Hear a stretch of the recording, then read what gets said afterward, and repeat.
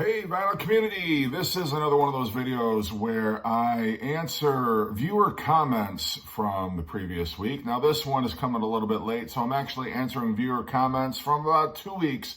But I, as always, am here for you. I want to respond to what you've had to say and just kind of answer you in a more personal way than I could do by just typing something as a reply.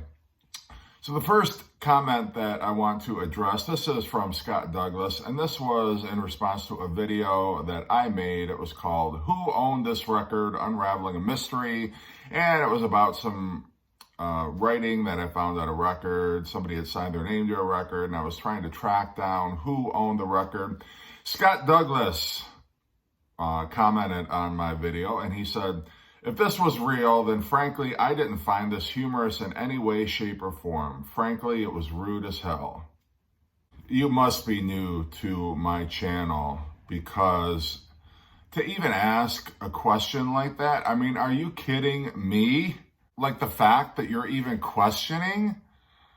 I mean, and I hate that time and time again, I have to come on here and I have to make something very clear to the new viewers who just kind of popped onto my videos and don't understand what this is all about. But yes, it is meant to be rude as hell. I am rude, okay? But I have a channel here to run. I have to entertain people, and sometimes I have to cross that line, and I have to be rude, and I have to be insensitive, and I have to do things that no other vinyl community YouTuber is willing to do, like go out to a record store without wearing pants, go out to a record store and behave in ways that no other decent, law-abiding, self-respecting human being would behave. Do I do that for me? I don't do that for me. I do that for my viewers. And so you should actually be a little appreciative here, okay?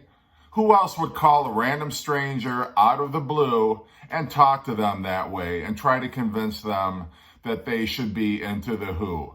Me. That's who. So if you don't like it, there are plenty of other YouTube channels out there who will be very polite, who will be very sensitive, who will say, "I'm so sorry. Let me end this phone call right now," even though I have hundreds of viewers who are waiting to see what is going to be funny in this video. So let's not make it all about you, Scott. Let's make it about the community. What is best for the community? That's what I'm taking into account. What is best for the greater good? So you think about that next time you go post in a video. Oh, this was rude. Well, Scott, yeah, it's supposed to be, because rude is funny, and I am all about the funny. Now, I'm sorry about that, but...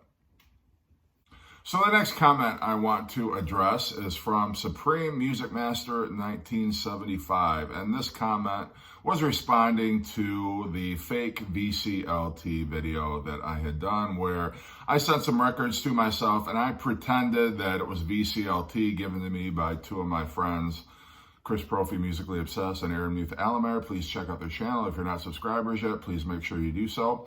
And his comment was, "So, question, Jeff, if you are given records, aka VCLT, and do not spend any of your own money on them, technically, since you weren't the one buying them, does that even count as a waste of money if you're not the one wasting the money?"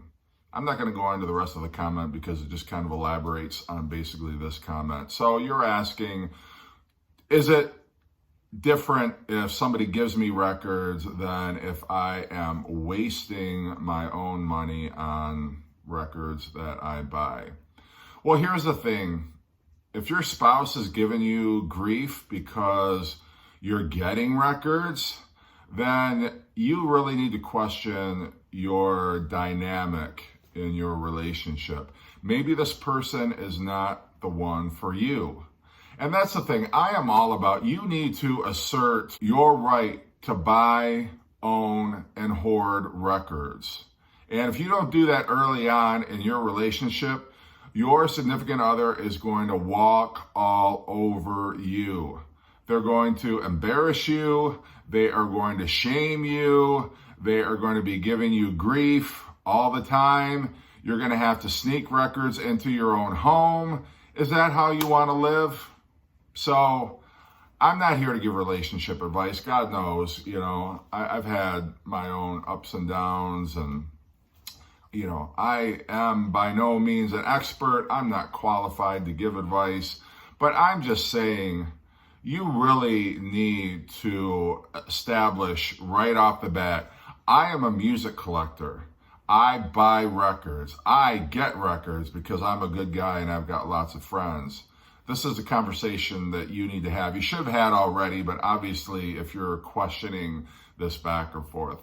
And this is a conversation that I've had to have with my own spouse, is listen here. I am a record collector. And I am going to buy records. Over the course of our relationship, I'm going to buy a lot of records. I am going to need space for my records. Now, it might start out with a room. Then it might creep into the hallway. And then it might creep into the bathroom. It might creep into the kitchen. It might creep into some of our pantries. There might be bedrooms that are no longer going to be bedrooms. You want to be honest with them right off the bat. This is what it is. What you see right now is only the beginning of my collection. Make it clear and establish boundaries early on in your relationship. Look, when I come back with records, I don't want to be given that look like, oh, where have you been? Again, really? Where are we supposed to put those records? Okay?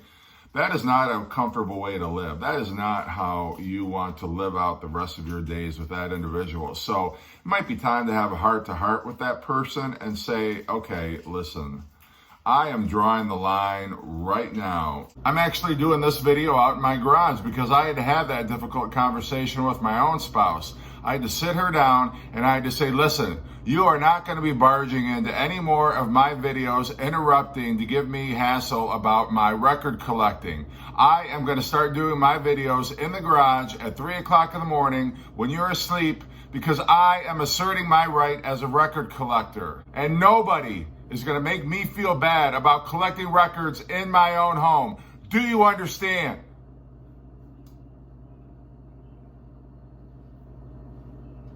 Was that too loud? I'm sorry. I'll be done in a minute. Just one. I'm sorry. So you need to stand up for yourself.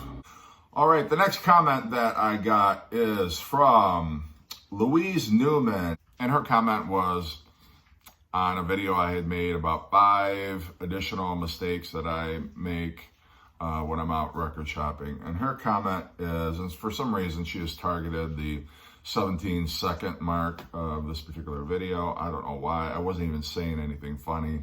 But her comment is VOR black. I don't know what that means. I don't know if that means very old records, black vinyl. I don't mean to make generalizations, but I presume you're a millennial. You like to speak in abbreviations. I'm not clear on all the vernacular that the young people use these days, but I don't know if this is a question or if this is a statement, Louise. I want to keep you as a viewer, so I don't want to put you off, but please, I can't work with something like this, VOR.black. I don't know what that means. And if it's a question, will you please use punctuation, question mark? I mean, that would at least be a start, but I don't know. I can't comment on that. So we comment again, leave another comment on the video, and maybe we can have a discussion. But all right, vinyl community. Anyway, this is my video. Thank you as always for commenting. I do appreciate your comments. I like knowing what people think about my videos, whether you think I'm a moron or whether you think you like my channel. So anyway, have a great day.